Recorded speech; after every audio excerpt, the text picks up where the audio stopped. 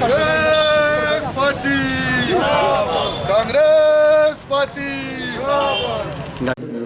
ఎంత తక్కువ మొబైల్ వాడితే అంత మంచిది. ఇంకా ఫైనల్గా ఏంటంటే ఫైనల్గా ఏంటి మొబైల్ ఎంత తక్కువ వాడితే అంత మంచిది, అంత ఆరోగ్యానికి మంచిది, అంత ఫ్యూచర్ కూడా మంచిది. ఇంకొకటి ఏంటి మెయిన్ ఇంపార్టెంట్, రెగ్యులర్గా చూస్తున్నాం police station minor ladies mobile వాడటం జాగ్రత్త ఉండాలి. ఇంకా మీరు చేయాల్సిన పని ఏంటిది, అదే యంగ్ లేడీస్ యాజ్ స్టూడెంట్స్ కానీ అతను వాడే ఫోన్ నెంబర్లు కానీ ఏది కూడా వాళ్ళది అయి ఉండదు.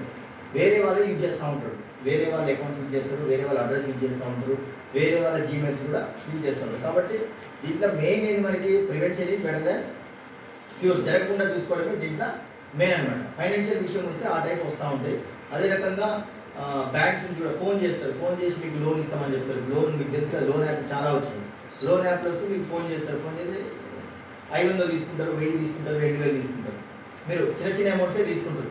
ఎట్లా ఫ్రీగానే వస్తుంది కదా లోన్, వాడు మనం ఎవరో తెలియకుండా ఇస్తున్నా అని చెప్పి తీసుకుంటారు.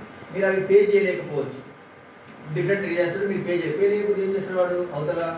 వాళ్ళు చేసే హరాస్మెంట్ మీరు భరించలేరు. కొంతమంది సూసైడ్ కూడా చేసుకుంటూ ఉంటారు అవతల నుంచి చేసే టార్చర్ తోటి. వాళ్ళు చేసి మీకు ఒకసారి చేస్తాడు, 2 సార్లు చేస్తాడు, 3 సార్లు చేస్తాడు, మీరు రెస్పాండ్ కాలేదనుకోండి, డబ్బులు కాదు మీరు రెస్పాండ్ కాలేదనుకోండి, ఏం చేస్తారు, మీరు యాప్ డౌన్లోడ్ చేసుకున్నప్పుడే మీరు అన్నిటికీ పర్మిషన్స్ ఆలో కొడతారు. ఆ app wants to use your contacts అని చెప్పేసి అని వస్తారు. కానీ మీరు ఏం చేస్తారని ఆలో కొట్టేస్తారు. App wants to use your మన ఫొటోస్ అండ్ వీడియోస్ అని వస్తుంది, ఆలో కొట్టేస్తారు. కొట్టేస్తే ఏమవుతుంది, ఆబ్వియస్లీ అక్కడికి వెళ్ళిపోతుంది. ఫొటోస్ కానీ వీడియోస్ కానీ కూడా యాక్సెస్ చేస్తారు, మీ మొబైల్ యాక్సెస్ చేస్తారు రిమోట్గా.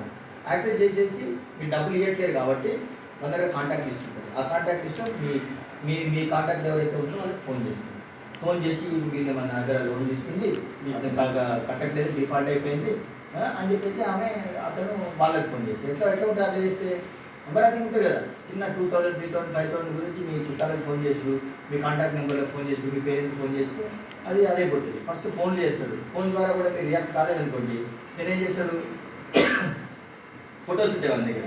సో ఫొటోస్ని ఏం చేయొచ్చు, మార్ఫింగ్ చేయొచ్చు.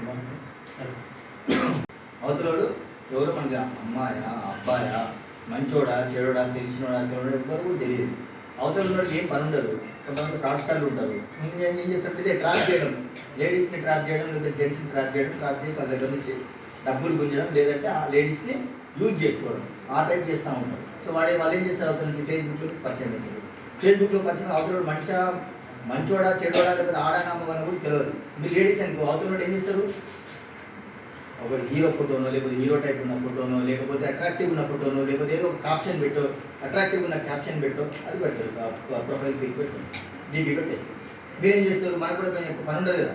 సోషల్ మీడియాలో ఇప్పుడు అందరూ ఎక్కువ వాడుతున్నాం కాబట్టి వాటిని చూసి అట్రాక్ట్ అయ్యి వాడు రియాక్ట్ అవుతుంది. రియాక్ట్ అనేది అందరూ ఫ్రెండ్షిప్ పెరుగుతుంది. వాడు కాల్ చేస్తూ ఉంటుంది, మీరు కాల్ చేయడం, మెసేజ్ పెట్టడం, మెసేజ్ రియాక్షన్ చేసినప్పుడు ఏమవుతుంది, మీరు లేడీస్ అనుకోండి, అవతల నుంచి జెంటే ఉంటాడు కానీ లేడీస్ ప్రొఫైల్ తోటో లేకపోతే లేడీస్ పేరుతోటో మీతోటి కాంటాక్ట్లోకి వస్తుంది, ఇంటరాక్షన్ నడుస్తుంది. ఎక్స్చేంజ్ అయితే ఏం ఎక్స్చేంజ్ అవుతాయి, మెసేజెస్ ఎక్స్చేంజ్ అవుతాయి, అది కాల్స్ ఎక్స్చేంజ్ అవుతాయి. లేడీ అనుకోండి, కాల్స్ కాకపోతే మెసేజెస్ ఎక్స్చేంజ్ అవుతాయి. మెసేజ్ ఎక్స్చేంజ్ అయితే మనం ఏం చేస్తాము, ఓబియస్లీ వాళ్ళు ఆ ముగ్గులోకి తీస్తారు. ముగ్గులో కొంచెం ప్రైవేట్ విషయాలు కూడా ఎక్స్చేంజ్ చేసుకునే అవకాశం ఉంటుంది. వన్స్ మీరు ఎక్స్చేంజ్ చేసుకున్నారనుకోండి, దెన్ ఏం చేస్తారు, అవతల ఉన్నది మగ మనిషే కానీ లేడీ ద్వారా మీతో ఇంటరాక్ట్ అయ్యి మీతోటి మెసేజ్ ఎక్స్చేంజ్ చేసుకున్నప్పుడు మీరు ఆ చేతిలో పట్టుకోండి.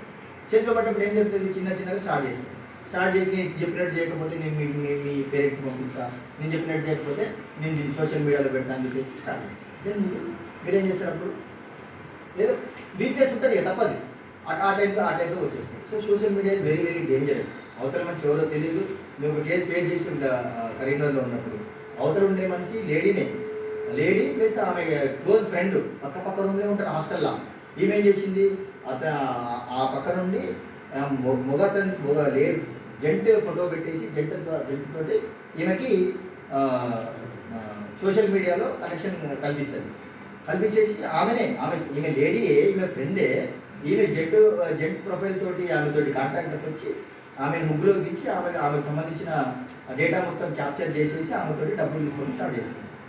అదే కదా మీకు అందరు ఫ్రెండ్సే. ఆమె జంటులాగా సోషల్ మీడియా ఒకటి ఫేస్బుక్ ఐడి క్రియేట్ చేసి ఈమెని ముగ్గులోకి దించి ఈమెకు సంబంధించిన విషయాలు ఎట్లా ఆమెకు తెలుస్తాయి కదా, కొన్ని విషయాలు ఈమెతో షేర్ చేసుకోవడం, అట్లా చేసుకోవడంతో వీళ్ళిద్దరుగా క్లోజ్ అయిపోయింది, క్లోజ్ అయ్యి మన దగ్గర ల్యాక్స్ ఆఫ్ రూపీస్ ఆమె తీసుకుంది, ల్యాక్స్ ఆఫ్ రూపీస్ మీ నంబర్. సో అట్లుంటుంది అనమాట. ఎవరిని నమ్మే పరిస్థితి. సోషల్ మీడియా అంతా వెరీ డేంజరస్ ఉంది. సోషల్ మీడియాని మీరు ఫాలో అయ్యేటప్పుడైనా లేకపోతే సోషల్ మీడియాలో యాక్టివ్గా ఉన్నప్పుడైనా సరే చాలా జాగ్రత్తగా ఉండాలి. మీరంతా కూడా ప్రైవసీ దాంట్లో ఉండాలి. అంతా మీ